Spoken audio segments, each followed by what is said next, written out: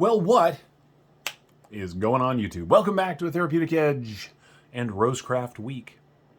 This is the Ogee, and that is O-G-E-E, Ogee, but it is an Ogee design. I love this thing, I really do. Let's go ahead and get comes in a very nice box, right? It is D2, it is G10, it is a steel liner lock. The liners are blue, which is, we're gonna make Zach somewhere very happy. It's got really cool thumb studs on it, right? Clipper tab works really well. Thumb studs work really well. And I am a fan of cleaver style knives, and this one is done very well. It makes me really, really happy. Now, the Ogee comes in at 34 bucks. It's $33.99. But again, welcome back to Rosecraft Week. If you put Therapeutic Edge in as a discount code, you get 10% off. I hope you enjoy yourselves, knock yourselves out. And at a $33.99, so $34 knife, come on, you can't go wrong. It is, I don't know, I love this thing. Look at the blade, right? Just really cool. Now, this one is actually designed by Chase Snyder. I think this is the first Chase Snyder design that I've had a chance to review. I carried this thing around for, I don't know, a few days, almost a week, and cut a bunch of stuff with it. It is not a razor blade. It's a reasonably thick slice of D2, and it's got a fairly short grind after the flats. But they put a lovely edge on it just the same. And I have to say, it went through all of the cutting stuff that I do. Seatbelt material, cardboard. Oh, there's a little schmutz on the blade. Sorry about that. Seatbelt material, cardboard, all the stuff that I cut in testing, and it is still wicked sharp. It is wicked sharp. And I love the way it looks. It is very comfortable. This sort of neutral but rounded handle. The lock bar is super easy to get to. We're locked up at about 45%. The thumb studs work exceptionally well. I will say this one has been in and out of my pocket a fair amount, and some of the blue has come off the thumb stud, but So, let's go ahead and take a look at what you get. Lined up right here, you get 3 1/4 inches of cutting on just shy of 3 1/2 inches of D2 steel, the flipper. From the flipper, you get 3, and out to here is 3 1/2, out to the very end is 3 1/4, so 3 1/2 comfortably inches of grip, which means my hand fits really well. It comes a little bit off the end back here, but not much. And because, again, it's just sort of neutral with a swell in the back, you lock right in. The blade is it's got a little bit of lift to it, right? If it was more of a drop point shape, you'd call this a trailing point because of this sort of lift, right? But it is a cleaver. It's got a really nice, robust tip on it. See that? Because of the way they did the swedging up here and then down here, it comes to a very nice tip, but it's still very sturdy. So if you need to give something a poke, it's going to do that just fine. It's also good for slashing cuts, and draw cuts is excellent for draw cuts. Now, the way they did this, there is enough knife coming down at the front of the table. We get about that much of the belly that lands on the table. So this is really good for food prep too. I know D2 is not probably the best material for that, but it absolutely does work in the kitchen. Ask me how I know, because I used it that way just to try it out. For lanyard space, you get this lovely back spacer that sits inside the liners, which are cutaway, to give you this sort of, somewhere along the line I have nicked myself. It gives you this sort of cutaway with the nice blue liners that stand out, but then there's a back spacer that fills in. So the spot back here for the lanyard is really nice and really well done. Hang on just a second, I'm gonna go put a Band-Aid on. Okay, Band-Aid applied. I really, you guys know I'm not a lanyard guy, but this is done really well and it's pretty. I mean, I just dig it. And a little back spacer makes it nice. Now, it doesn't have a deep carry clip.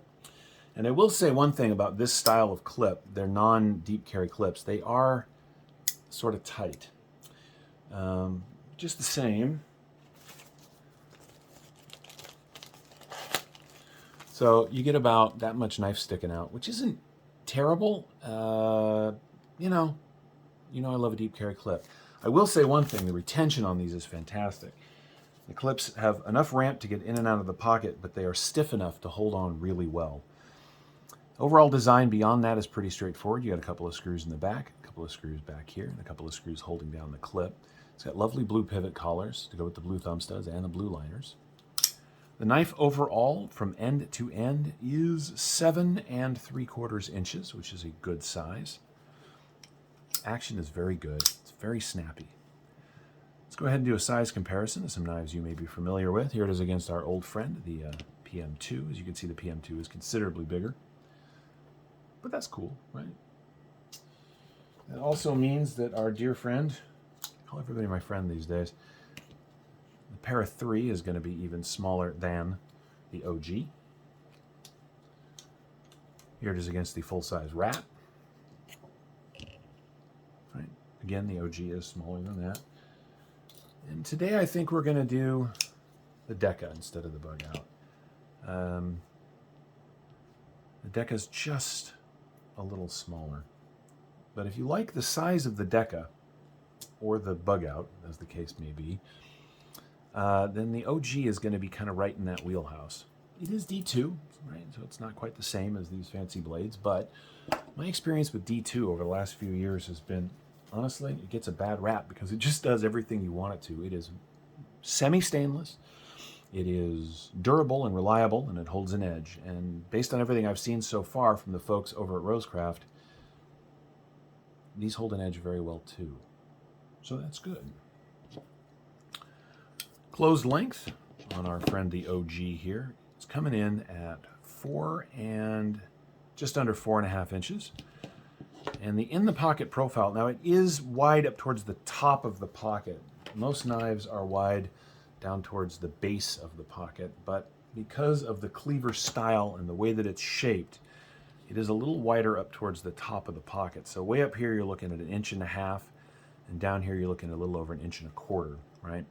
So when it's in the pocket, you're going to have well, it's got a flipper tab, but there's no jimping, and it's fairly well chamfered, so it's smooth. It's not sharp. But I wouldn't put this in next to your phone. As Nick Shabazz likes to say, there is a pocket pecker for sure. You know, I said in my review of the little chonks that one of the things I really enjoy about Rosecraft, and I just want to get this out there again, is that they're making things that are interesting. And that matters, right? There's so many knives that kind of end up looking the same, feeling the same. So getting a company that is willing to produce stuff like the Little Chonk and the Pocket Monster and, you know, a little more straightforward but still interesting looking stuff like the Mohawk, which you've seen on this channel over the last week, that's cool. And considering this is coming in, again, at $34, they're doing it right. They really are. Very smooth. Action's very good. Dead centered, right? You're getting a more expensive knife worth of quality, basically, at a really reasonable price with this knife, and that is cool. Now, Metal Complex would complain because these are definitely T6s back here, as they are on the pocket clip. It is looking like a T8, maybe a little bigger up here at the pivot. But that's okay. A knife like this, probably not going to spend that much time taking it apart. You might. Let's go ahead and see how much of that D2 they've given us. I'm going to say it's a little over 3.5 millimeters.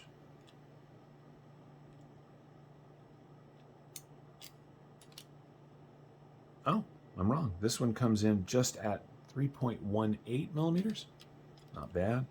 Handle thickness at its thickest point is 14.4 millimeters, which is just a little over a 1/2 inch. So the rounded handle, by the way, these are sculpted G10, as you can see. They've got a little curve to them up here, so they're not flat slab.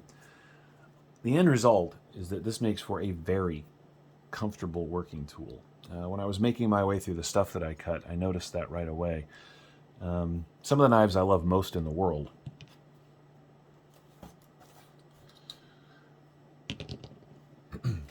are awesome, but after 45 minutes or a half hour cutting, they're there.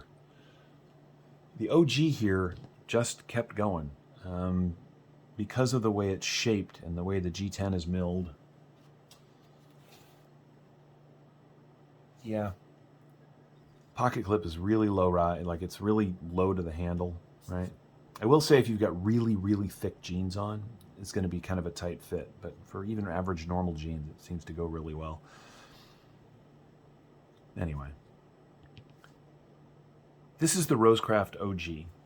It is another one of their fun and interesting and reasonably priced knives. It makes me happy that it's out there. The folks running the company are very cool. The folks working for the company are very cool. By the way, this comes in at 4.4 ounces. That's steel liners. That's what you're going to get.